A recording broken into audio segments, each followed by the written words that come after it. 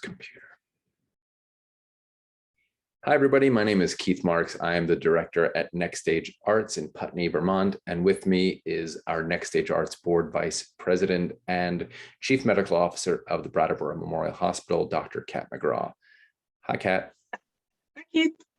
So thanks for joining us. We are reviewing our COVID policies at Next Stage. And I suppose the first question is, why should we be reviewing our policies now? Great question. Thanks. So, I would go back to all the way through COVID, we've had to be really nimble and pay attention to the disease, what we can do to ameliorate some of the concerns about catching it, and the science behind how to know when to change what we're doing. And so, we started out just even wondering, could we have shows? We've canceled. We've gone through a lot of different iterations over time. And now we've come through a very substantial vaccination push all the way across the state. And we've also come through the surge of the most recent Omicron. And what we find now is that the amount of COVID in the state has decreased. We have high vaccination rates, and it's time to relook and adjust what we're doing based on what our current reality is with COVID. Okay. And so with this new policy, we're going to look at a new CDC website map. Can you tell us how that's going to work? Absolutely. So, all the way through COVID, we've been paying attention to the maps that the CDC puts out, looking at how much COVID is in any particular area. And a couple of things have changed since then. Number one, as you know, and many folks at home know, people have switched to using antigen testing. And so while the CDC maps can really show the volume of positive tests in a particular area, it only tells the volume of the PCR tests that are done, not the antigen tests that people are doing at home.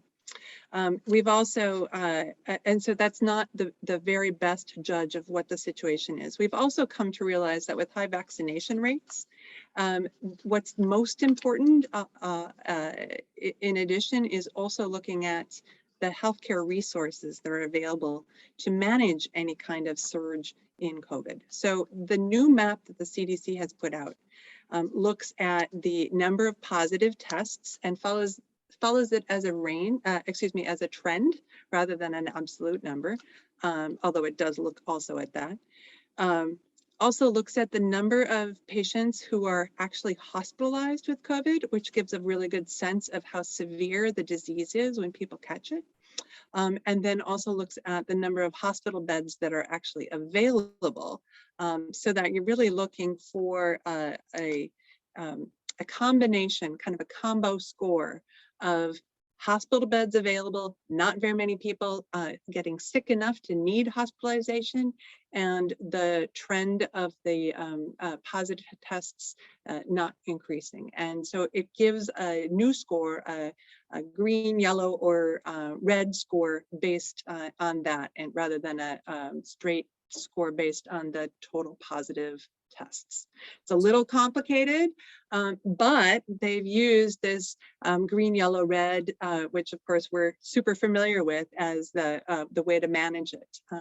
And so I have kind of talked about it a little bit. It's sort of like the forest fire danger circle, where the danger is low and you can have your campfire, and then it's very high, like, don't strike a match. And we're kind of being able to look at COVID in that way right now with our precautions. So to summarize kind of what you and I have spoken about before is that when the CDC map is green for our county, we're going to allow people into the facility as a mask optional scenario, correct? Yes, absolutely. Yep. Yeah. So a little bit more. So when the CDC map, they are with those green, yellow, and red categories. They're saying, it's at the red category that you need to take, really significant precautions. In that the yellow category, there's some potential modifications that folks might need to consider. And the green is go ahead, you're fine to be mask free. Now, and this map is, you can Google it, you look at it as a, the community levels, CDC community levels of COVID spread, you'll find it. And what it allows us to do is to say, well, based on that, if it's green, we can welcome people in to next stage. They can come, they can sit next to their friends. They don't need to wear a mask. Vaccination is encouraged, but it's not, we're not needing to check vaccination statuses at that point when it, with a green go ahead kind of sign. If it's yellow, that means there's a little bit more caution that we need to be aware of. And at that point in time, we would ask that everybody wear a mask.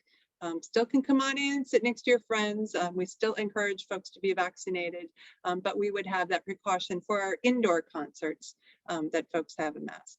And then if it gets to the point of that red category, that's when we rethink. So what more do we need to do in terms of our precautions to prevent spread? And so that's the way that we're going about implementing it. So it sounds like we're okay to be mask optional if we're in a green phase. We don't need to check vaccination cards, right. And we're also okay opening up the space from a capacity perspective.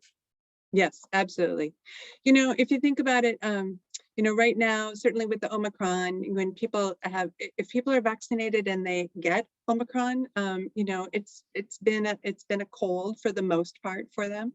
If they have other, if they're not vaccinated, they run a risk of being more sick than that. And so I would encourage those folks to consider wearing a mask if they're going into tight situations, or if they have any kind of immunocompromised situation for themselves or their family, and at any time people can wear a mask. They are welcome to wear a mask while they're, even if we are in green, they're welcome to wear a mask so that they can feel comfortable attending shows at Next Stage.